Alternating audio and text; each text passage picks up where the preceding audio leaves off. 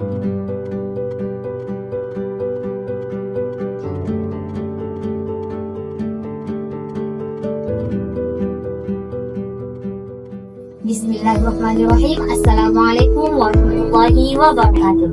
Halo semuanya, perkenalkan saya atas nama Andi Husnul Hatimah dari kelas PAI 4A. Nah, pada kesempatan kali ini saya akan menjelaskan mengenai permulaan biologi. Yang pertama yakni perspektif evolusioner. Apa sih evolusioner itu? Ya, evolusioner menurut Kamus Besar Bahasa Indonesia yakni melepas gulungan atau lipatan. Sedangkan menurut istilah evolusioner yakni perubahan yang terjadi pada makhluk hidup secara bertahap dari waktu ke waktu sehingga terbentuklah spesies hewan. Selanjutnya yang kedua yakni teori-teori evolusioner. Adapun pencetus teori-teori evolusioner yang pertama yang kita kenal yakni Charles Darwin. Dan kemudian teorinya disebut dengan teori Darwin. Nah, menurut bukunya yang ditulis pada tahun 1859 yang berjudul The Origin of Species, Darwin mengatakan bahwa seluruh makhluk hidup berasal dari satu nenek moyang yang sama dan prosesnya terjadi karena seleksi alam. Kemudian yang kedua yakni teori Lamarck. Nah, teori Lamarck itu mengatakan bahwa seluruh anggota tubuh yang digunakan terus-menerus itu akan menjadi lebih kuat, sedangkan anggota tubuh yang jarang digunakan itu akan menyusut dan menghilang. Nah, teman-teman pasti tidak heran dengan yang selalu mengatakan bahwa manusia itu berasal dari kera. Padahal Charles Darwin tidak pernah mengatakan teori tersebut.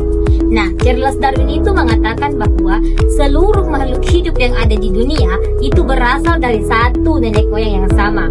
Bukan berarti manusia itu berasal dari kera. Jadi seperti itu ya teman-teman. Nah, kemudian selanjutnya yang menjadi perbedaan antara teori Darwin dan teori Lamarck yakni salah satunya yaitu dari segi jerapah. Darwin mengatakan bahwa dahulunya ada dua macam jerapah, yakni jerapah yang berleher panjang dan berleher pendek. Jerapah yang berleher pendek sudah tidak bisa menggapai makanannya lagi, jadi jerapah yang berleher pendek pun punah. Sedangkan jerapah yang berleher panjang itu adalah jerapah yang bertahan sampai sekarang. Sedangkan menurut teori Lamarck, jerapah itu dari dulu memang sudah satu, yakni jerapah yang berleher pendek. Tetapi karena jerapah yang berleher pendek itu terus menggapai makanannya yang terus tinggi, maka lehernya pun ikut menjadi tinggi. Maka itulah yang disebut dengan teori adaptasi oleh Lamarck. Nah, teman-teman, selanjutnya yakni faktor hereditas dan lingkungan. Hereditas yakni sifat yang diturunkan oleh orang tua kepada anaknya. Seperti anaknya ada seorang anak yang berkulit putih.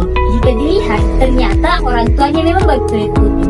Itulah yang disebut dengan hereditas yang dibawakan oleh orang. Dalam salah satu kisah yang dimana Rasulullah didatangi oleh salah seorang sahabatnya.